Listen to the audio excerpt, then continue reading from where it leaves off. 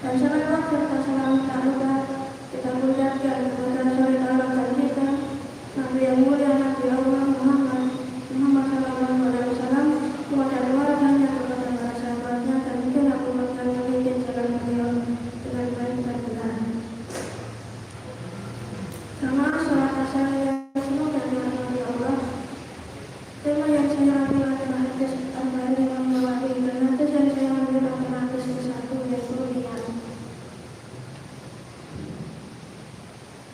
Al-Amirul Mu'minina Abi Hafsin radhiyallahu anhu qala sami'tu Rasulullah sallallahu alaihi wasallam yaqul innamal a'malu binniyat wa innamal likulli man nawa. Faman kana hijratuhu ila Allahi wa rasulihi fa hijratuhu ila Allahi wa rasulihi. Faman kana hijratuhu lidunya yusibuha aw imra'atin yankihuha fa hijratuhu ila ma hajara ilaihi. Bukhari dan Muslim. Dari Amirul Mukminin Umar bin Khattab radhiyallahu anhu, ia berkata, aku mendengar Rasulullah sallallahu alaihi wasallam bersabda, segala amal itu telah dikerjakan, dan setiap hanya mendapatkan sesuatu niatnya. Maka barang siapa yang hijrah kepada Allah dan Rasulnya, maka hijrah itu kepada Allah dan Rasulnya. Barang siapa yang hijrah itu karena kesenangan dunia atau karena wanita yang akan dikawinnya, maka hijrah itu kepada apa yang ditujunya. Hadis riwayat Bukhari dan Muslim. Hadis ini adalah hadis yang sahih dan telah disepakati kesahihannya dan ketinggian derajatnya, dan di dalamnya mengandung banyak manfaat. Hadis ini merupakan salah satu pokok pernyataan Imam Ahmad bin Imam Syafi'i berkata, hadis tentangnya mendapat sepertiga ilmu. Begitu pula kata Imam Baihaqi dan lain-lainnya.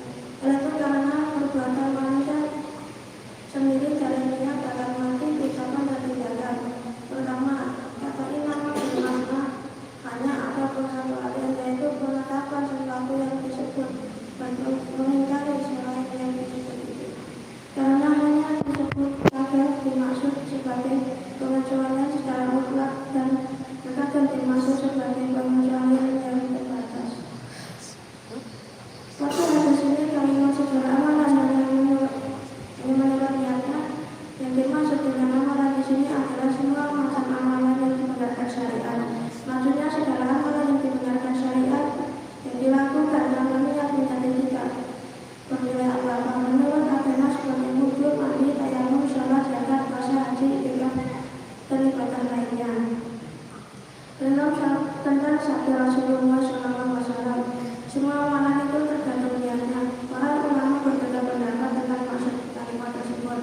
Sebagian memahami niat sebagai syarat, yaitu amalan itu sah hanya apabila disertai niat, dan sebagian lainnya memahami niat itu sebagai penyempurna maksud amalan itu menjadi sempurna bila disertai dua kalimat, dan setiap orang hanya mengerjakan sesuai niatnya. Oleh hal itu dijelaskan bahwa kalimat itu menunjukkan pengertian yang berbeda dari sebelumnya, yaitu penegasan bahwa sah atau tidaknya amal itu tergantung kepada niatnya. Jika saya pembimbingan Nawawi menerangkan bahwa niat itu menjadi syarat sah suatu amal. Ketiga kalimat, dan barang siapa yang hijrah kepada Allah dan Rasulnya, maka hijrahnya itu kepada Allah dan Rasulnya. Barang siapa yang hijrah dengan niat karena Allah dan Rasulnya, maka akan mendapatkan pahala dari hijrah kepada Allah dan Rasulnya.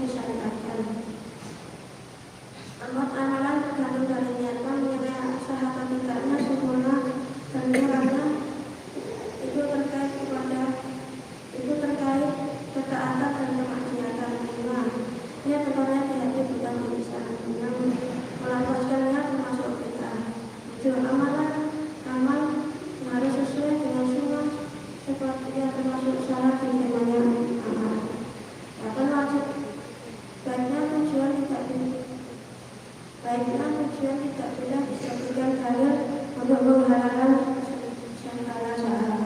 Juga wajib berhati-hati setiap pihak memperdengarkan kepada orang lain atau beramal karena dunia. Sebab semua yang disebutkan itu bisa menghapus amalan sahih. 10 wajib bagi kita muslim dan muslim memperhatikan perbaikan hati.